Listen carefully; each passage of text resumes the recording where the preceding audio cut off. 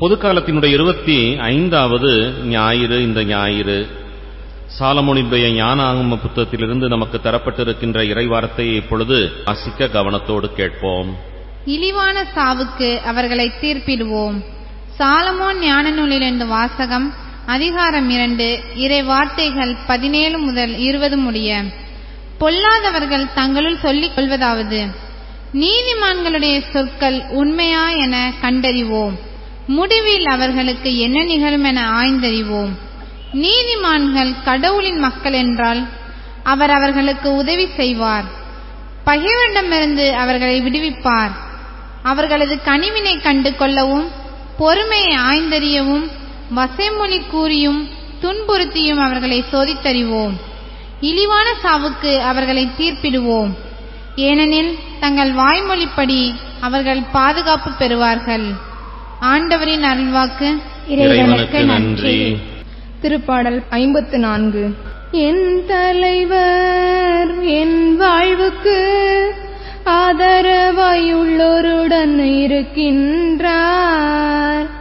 என் தலைவர் என் வாழ்வுக்கு ஆதரவாய் உள்ளோருடன் இருக்கின்றார்.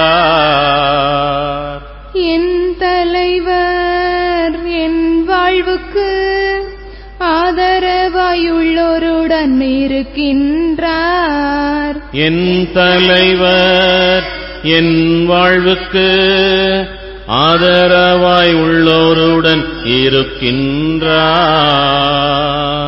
கடவுளை உமது பெயரின் வல்லமையால் என்னை காப்பாற்றும், உமது ஆற்றலினால் எனது நேர்மையை நிலைநாட்டும். கடவுளை என் விண்ணப்பத்தை கேட்டருளும், என் வாயின் சொற்களுக்கு செவி கொடுத்தருளும். என் தலைவர் என் வாழ்வுக்கு ஆதரவாய் உள்ளோருடன் இருக்கின்றார். அமைதி ஏற்படுத்துவோர் விதைத்த அமைதி என்னும் விதையிலிருந்து நீதியினும் கனி விளைக்கின்றது. திருத்துதர் யாக்கோபு எழுதிய திருமுகத்திலிருந்து வாசகம். அதிகாரம் 3, இறை வார்த்தைகள் 16, மேலும் அதிகாரம் 4, இறை வார்த்தை 3. அன்பிற்குரியவர்களே, பொறாமையும் கட்சி மனப்பான்மையும் உள்ள இடத்தில் குழப்பமும் எல்லா கொடுஞ்செயல்களும் நடக்கும். விண்ணிலிருந்து வரும் ஞானத்தின் தலையாய பண்பு அதன் தூய்மையாகும், மேலும் அது அமைதியை நாடும். பொறாமை கொள்ளும் இணங்கி போகும் தன்மையுடையது, இரக்கமும் நற்செயல்களும் நிறைந்தது, நடுநிலை தவறாதது, வெளி வேடமற்றது. அமைதி ஏற்படுத்துவோர் விதைத்த அமைதி என்னும் விதையிலிருந்து நீதி என்னும் கனி விளைக்கின்றது. உங்களுடைய சண்டை சச்சரவுகள் ஏற்பட காரணம் என்ன? உங்களுக்குள்ளே போராடி கொண்டிருக்கும் சிற்றின்ப நாட்டங்கள் அல்லவா? நீங்கள் ஆசைப்படுவது கிடைக்காததால் கொலை செய்கிறீர்கள், பேராசை கொள்கிறீர்கள். அதை பெற முடியாததால் சண்டை சச்சரவுகள் உண்டாகின்றன. அதை நீங்கள் ஏன் பெற முடிவதில்லை? நீங்கள் கடவுளிடம் கேட்பதில்லை. நீங்கள் கேட்டாலும் ஏன் அடைவதில்லை? ஏனெனில் நீங்கள் தீய எண்ணத்தோடு கேட்கின்றீர்கள், சிற்றின்ப நாட்டங்களை நிறைவேற்றவே கேட்கின்றீர்கள். ஆண்டவரின் அருள்வாக்கு. இறைவனுக்கு நன்றி. அல்லேலூயா அல்லேலூயா அல்லேலூயா அல்லேலூயா அல்லேலூயா அல்லேலூயா. நம் ஆண்டவர் இயேசு கிறிஸ்துவின் மாட்சியை நீங்கள் அடையும் பொருட்டே நாங்கள் அறிவித்த நற்செய்தியின் வழியாக அவர் உங்களை அழைத்தார். அல்லேலூயா அல்லேலூயா அல்லேலூயா அல்லேலூயா.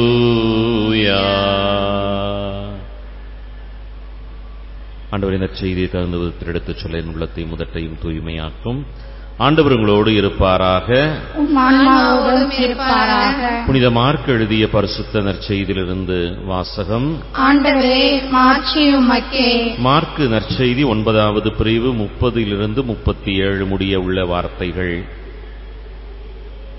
அக்காலத்தில் இயேசுவும் அவருடைய சீடர்களும் புறப்பட்டு கலிலேயா வழியாக சென்றார்கள். அது யாருக்கும் தெரியக்கூடாது என்று இயேசு விரும்பினார். ஏனெனில் மானிட மகன் மக்களின் கையில் ஒப்புவிக்கப்பட இருக்கின்றார். அவர்கள் அவரை கொலை செய்வார்கள்.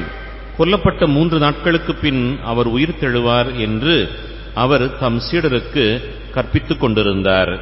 அவர் சொன்னது அவர்களுக்கு விளங்கவில்லை. அவரிடம் விளக்கம் கேட்கவும் அவர்கள் அஞ்சினார்கள். அவர்கள் கப்பர்நாம் ஊருக்கு வந்தார்கள். அவர்கள் வீட்டில் இருந்த பொழுது இயேசு, வழியில் நீங்கள் எதை பற்றி வாதாடிக் கொண்டிருந்தீர்கள் என்று அவர்களிடம் அவர் கேட்டார். அவர்கள் பேசாதிருந்தார்கள். ஏனெனில் தங்களுள் பெரியவர் யார் என்பதை பற்றி வழியில் ஒருவரோடு ஒருவர் வாதாடிக் கொண்டு வந்தார்கள். அப்பொழுது அவர் அமர்ந்து 12 கூப்பிட்டு அவர்களிடம், ஒருவர் முதல்வராக இருக்க விரும்பினால் அவர் அனைவரிலும் கடைசியானவராகவும் அனைவருக்கும் தொண்டராகவும் இருக்கட்டும் என்றார்.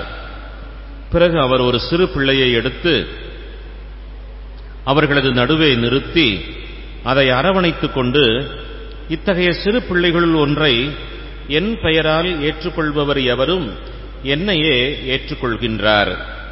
என்னை ஏற்றுக்கொள்பவர் என்னை மட்டும் அல்ல, என்னை அனுப்பினவரையே ஏற்றுக்கொள்கின்றார் என்றார். கிறிஸ்துவின் நற்செய்தி. கிறிஸ்துவே உமக்கு புகழ். அன்பிற்குரியோரே, ஓய்வு நாளாகிய இந்த நாள் இனிதாய் இருக்கட்டும். விவிலிய மாதம் என்று நாம் சொல்லுகின்ற வியாகுல அன்னையினுடைய மாதமாகிய செப்டம்பர் மாதத்திலே ஞாயிற்றுக்கிழமையாகிய இந்த நாள் உங்களுக்கு இனிதாய் இருக்கட்டும் என்று வாழ்த்துகின்றேன். பொதுக்காலத்தினுடைய 25வது ஞாயிறாக இந்த ஞாயிறு அமைந்திருக்கின்றது. இந்த ஞாயிற்றுக்கிழமை நமக்கு தரப்பட்டிருக்கின்ற வார்த்தையை நாம் பார்க்கின்ற பொழுது, குழந்தையினுடைய மனநிலையை நாம் பெற்று வாழ வேண்டும் என்கின்ற அந்த ஒரு அழைப்பை ஆண்டவர் நமக்கு தருகின்றார். குழந்தைகளுக்குள்ளாக போட்டி மனப்பான்மை இருப்பதில்லை. யார் பெரியவர் யார் சிறியவர் என்கின்ற அந்த கேள்வி அவர்களது மத்தியிலே எழுவதில்லை. படித்தேன், பணம் வைத்திருக்கின்றேன், பதவியிலே இருக்கின்றேன், நானே உயர் குடிமகன் என்று பெரியவர்கள் மத்தியிலே பல்வேறு நிலைகளிலே போட்டிகள் வருகிறது என்பதை நாம் பார்க்கின்றோம். இந்த போட்டிகள் அனைத்துமே ஒருவரை ஒருவர் அழித்து வீழ்த்துகின்ற போட்டியாகவே அமைந்து போய்விடுகின்றது. எனவேதான் இந்த போட்டியினுடைய பொறாமையினால் கொலை கூட செய்கின்ற அளவுக்கு மனித சமுதாயத்திலே அச்சமில்லாமல் பயணப்பட்டுக் கொண்டிருக்கின்றார்கள் என்பதை நாம் பார்க்கின்றோம். போட்டியினால் ஒருவரை ஒருவர் அழித்தொழிக்கின்ற ஒரு சூழல். இதை நாம் மத்தேயு நற்செய்தி 2ஆம் அதிகாரத்திலே படிக்க பார்க்கின்றோம். அன்றைக்கு இயேசு பிறந்த அந்த காலகட்டத்திலே அந்த மன்னர் கூட நினைத்து பார்க்கின்றார், எனக்கு போட்டியாக வேறொரு அரசரா, அவர் எப்படி இருக்கலாம் என்கின்ற அந்த கேள்வி எழுகின்ற அந்த வேளையிலே 2 வயதுக்கு கீழ் இருக்கின்ற எல்லா குழந்தைகளையுமே கொன்றொழிக்க அந்த அரசன் தீர்மானித்தான் என்பதை நாம் விவிலியத்திலே படிக்க பார்க்கின்றோம். போட்டி மனப்பான்மை, உயர்ந்தவன் தாழ்ந்தவன், நீயா நானா என்கின்ற அந்த கேள்வி எழுகின்ற பொழுது அந்த பொறாமையினால், அந்த போட்டி மனப்பான்மையினால் பிறரை வீழ்த்தக்கூட அச்சமில்லாமல், தெய்வ பயமே இல்லாமல் கொலை செய்கின்ற அளவுக்கு மனித சமுதாயம் துணித்து விடுகின்றது என்பதை நாம் வரலாற்றிலே படிக்க பார்க்கின்றோம். இந்த சூழலில்தான் இன்றைக்கு ஆண்டவர் தன் சீடர்களுக்கு ஒரு நல்ல அற்புதமான பாடத்தை கற்றுக் கொடுக்கின்றார். ஒருவர் முதல்வராக இருக்க விரும்பினால் அவர் அனைவரிலும் கடைசியானவராகவும் எல்லாருக்குமே அவர் தொண்டராகவும் இருக்கட்டும் என்று கற்றுக் கொடுக்கின்றார். கற்றுக் கொடுத்தவர் தான் போதனையில் மட்டும் சிறந்த மனிதர் என்று நிரூபிக்காமல் தன் செயலை அவர் நிரூபித்து அந்த அறிவுரையை வாழ்விலே செய்தும் காட்டுகின்றார். தன்னுடைய சீடர்களது பாதம் தொட்டு அவர்களை கழுவுகின்றார் என்பதை நாம் பார்க்கின்றோம். இத்தகைய ஒரு நல்ல மேலான ஆண்டவரது இறைவாக்கு இன்றைக்கு நமக்கும் ஒரு சவாலாக அமைந்திருக்கின்றது. உலகம் போதிக்கின்ற பாணி வேறு, ஆண்டவர் கற்றுத்தருகின்ற அந்த பாணி வேறு. உலகம் இன்றைக்கு உயர்ந்தவர்களுக்கு மட்டுமே, மிகச்சிறந்த மனிதர்களுக்கு மட்டுமே, பதவியில் இருப்பவர்கள் மட்டுமே உயர் குடிமக்கள் என்று சொல்லிக் கொண்டிருக்கின்றது. ஆனால் ஆண்டவருடைய இறை ஆட்சியிலே விடப்பட்ட, விளிம்பிற்கு தள்ளப்பட்ட, புறக்கணிக்கப்பட்ட, ஒதுக்கப்பட்ட, பாவிகள் என கருதப்பட்ட அத்தனை பேரையுமே தன்னுடைய ஆட்சியினுடைய மக்களாய் ஆண்டவர் ஏற்றுக்கொள்கின்றார். இவர்களுக்கும் இறை ஆட்சியிலே பங்கு உண்டு என்று அவர் சொல்லிக் கொடுப்பதை நாம் பார்க்கின்றோம். பலவீனமாயிருந்த, மீன்பிடித்துக் கொண்டிருந்த அந்த பேதுருவையே தன் திரு அவையினுடைய தலைவராக உயர்த்தி, இந்த பாறையின் மீது என்னுடைய திரு அவையை நான் கட்டுவேன் என்று மிக அற்புதமாய் ஆண்டவர் கூறினார் என்பதை நாம் அறிய பார்க்கின்றோம்.